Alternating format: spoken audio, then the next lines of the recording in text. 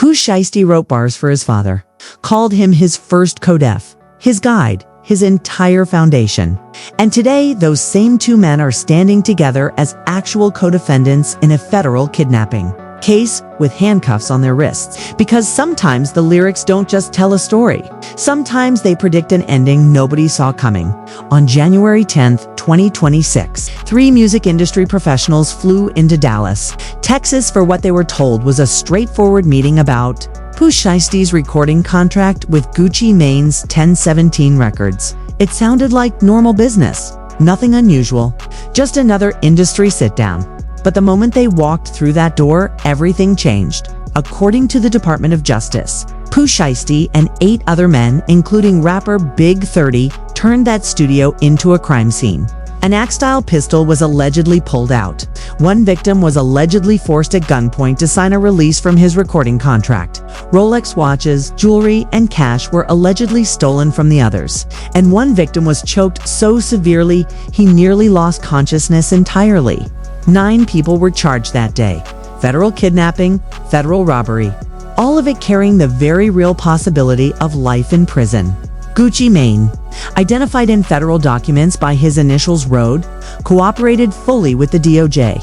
He identified Pooh and Big 30 as his attackers, described exactly what Pooh was wearing, and gave investigators everything they needed to build their case. The internet immediately dug up an old Gucci Mane's Instagram Live where he said he never tells the police anything and that the streets are the only rule he lives by.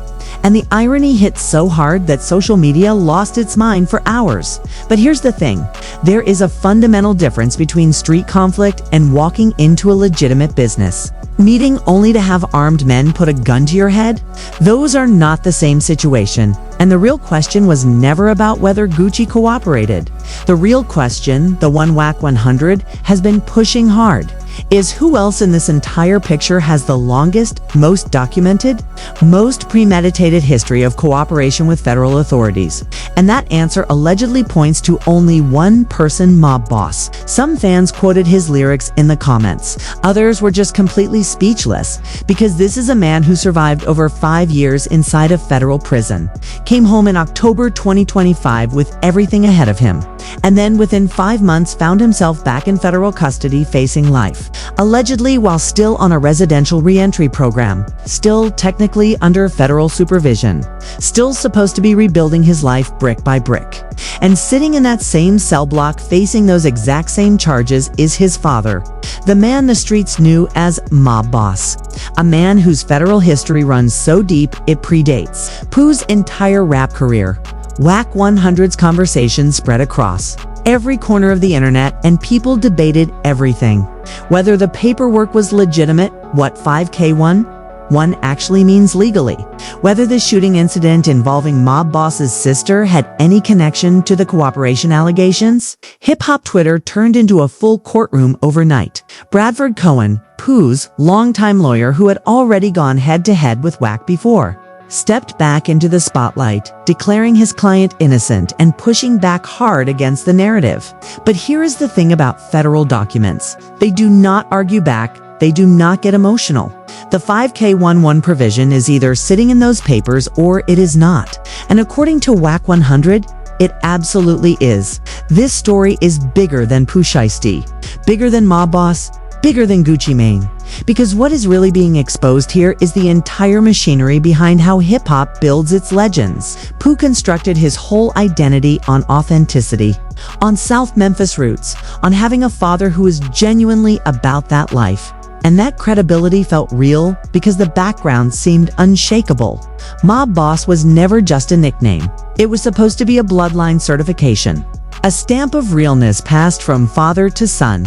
But if the allegations are true, that foundation was quietly cracking from the inside since 2009. Since Pooh was still a child being raised in those very streets his father was allegedly describing to federal prosecutors at the exact same time.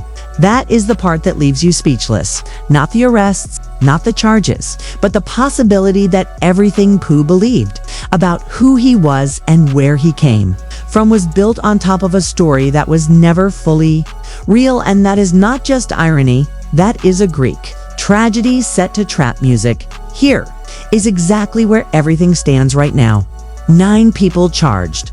Federal kidnapping, federal robbery. Pooh Shiesty and mob boss both sitting in custody. Co-conspirators appearing in federal court one by one. The DOJ quietly building a case that gets stronger every single day while defense teams push back with everything they have. But understand what federal conviction actually means here. This is not county time. This is not a 5-year plea deal where you come home and rebuild your life. If convicted, these 2 men are looking at the very real possibility of spending the rest of their lives inside a federal penitentiary with 0 chance of parole. Father and son, same cell block, same fate. And underneath all of those charges sits WAC 100's bombshell that refuses to go away. The alleged 2007 case, the 2009 cooperation agreement, the 5K 1.1 provision, the ongoing nature of the assistance. These are questions that mob boss's legal team is eventually going to have to answer directly because the streets are already answering them in their own way. And right now, a lot of people are not seeing mob boss the same way they used to. So drop your honest thoughts in the comments because this conversation matters. Do you think Pooh Shiesty can ever separate his legacy from his father's alleged history? Or is the entire foundation of everything he built now permanently in question? And what does this case really say about how we construct our heroes in hip-hop culture? If you are new here, hit subscribe and stay locked in because this story is nowhere near finished. We will be covering every single development as it happens. Because in 2026, the culture is moving fast. The courts are moving even faster. And the truth, no matter how many layers it gets buried under, always finds its way to the surface. That is all from me. Peace. And look, I know some of you are not going to want to hear this, but there is a fundamental difference between what happens out in the streets and what happens when 3 people walk into a professional business meeting only to have armed men storm the room and press a gun against their head. Those are not the same thing. That is not a beef. That is not a back and forth dispute between 2 sides. That is a violent crime committed against people who showed up in good faith, and pretending otherwise is just dishonest. So the real conversation was never about whether Gucci cooperated with the DOJ. The real conversation, the one WAC 100 has been pushing from the beginning, is about who in this entire picture carries the longest, most documented, most deliberately hidden history of working with federal authorities. And that answer, according to the alleged paperwork, leads straight back to one man. Mob boss Pooh's last Instagram post before the arrest was a video of his brand new luxury Mercedes with a caption saying it was only right after his latest song performed well. And when the arrest news broke, fans absolutely flooded that comment section.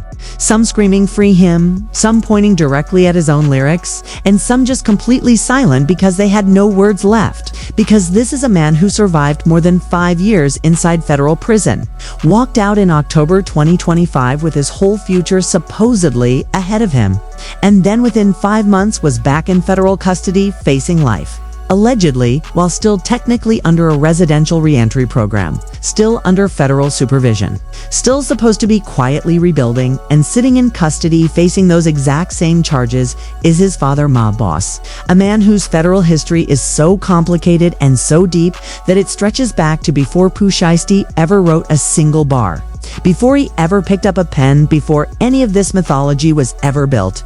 And that is the part that changes absolutely everything.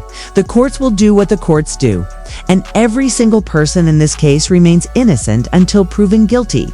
That is not just a legal formality. That is the foundation this entire system is built on.